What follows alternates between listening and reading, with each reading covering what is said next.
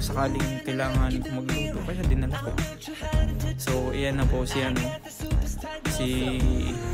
BTS. Yan. Diba? Okay din naman siya, kaya hiningi ka dun sa mga manager. So binigay naman nila ng libre. Binayaran nila yun, tapos binigay nila sa akin. Ako kasi nagre-receive ng truck doon. So pag nagre-receive ako ng truck, ako si Jay at ito ang kwento ko dito sa Canada. So kung wala ka pa nga insurance, kumuha ka na ng insurance. Kasi hindi mo naman alam kung ano mangyayari bukas. Hindi, joke lang, ganun agad. Hindi, pero sure, tanga. Hindi, yun nga. Kung wala kang insurance, kumuha ka na ng insurance kapag nandito ka sa Canada. Sobrang importante niyan. Dahil, hindi mo naman sigurado kung bukas gising ka pa eh.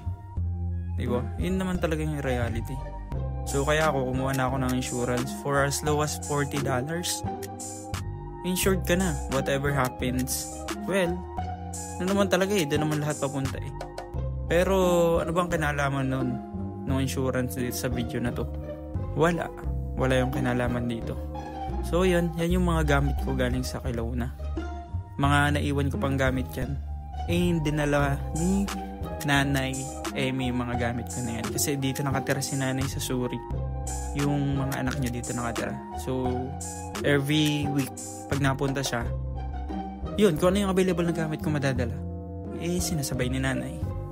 Buti nga by land lang yung travel ko, hindi kagaya ng iba na by plane.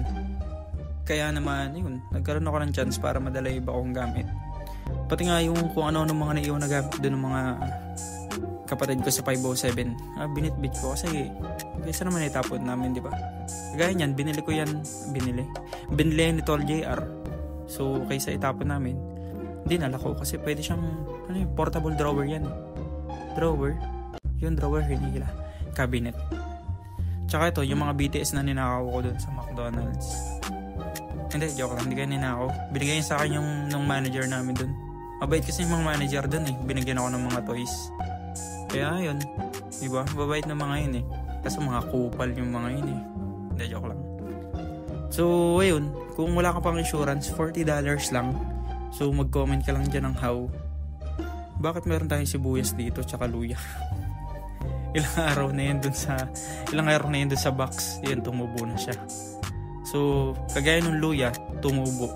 So, ganun din sa insurance. So, merong insurance na may kasamang investment. So, natubo yun. Naisama pa natin yung sibuyas. Hindi, ayun. So, ako si Jay. At isa akong member ng BTS. Hindi, joke lang. So, yan yung mga binigay sa akin toys ng mga manager namin. Pakababait ng manager namin dun eh. So, wala na, malayo na ako doon. So, 2 months na ako dito sa Suri. And, medyo nakaka-adapt na ako sa mga bagay-bagay dito. Kagaya ng sa transportation.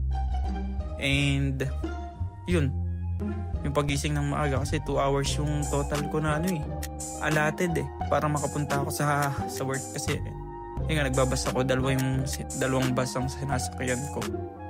So, yun nga pala, itong tinitirahan ko ngayon is padalawang bahay na tinirahan ko dito sa Suri.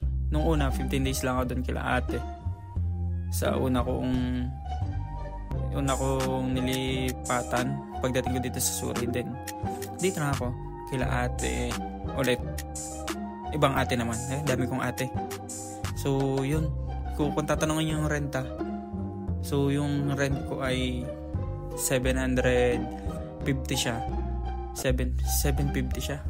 750 siya. Tapos, ang kapal na mukha ko, tumawad ako kay ate.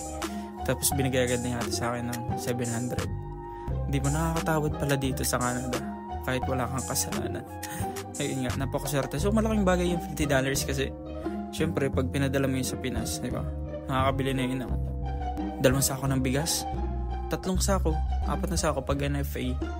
Yung sinabi ni PP ng Pangulo natin, dati 20 pesos lang daw ang bigas eh. Pero nung kinalaman niya sa video, wala. So yan yung mga gamit ko dun sa Kelowna na mga nadala ko pa dito sa Suri. Sapatos, pati yan, mga liquid seasoning.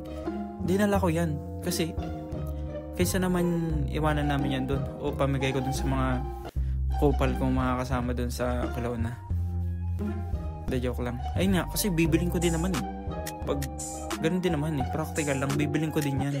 Kung sakaling kailangan ko magluto, kaya dinala ko. So, iyan na po si BTS. Yan. Okay din naman siya, kaya hiningi ko din sa mga manager. So, binigay naman nila ng libre. Binayaran nila yun, tapos binigay nila sa akin. Ako kasi nagre-receive ng truck doon. So, pag nagre-receive ako ng truck, nakuha ko ng isa.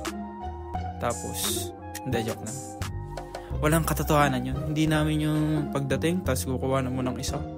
Hindi yun totoo.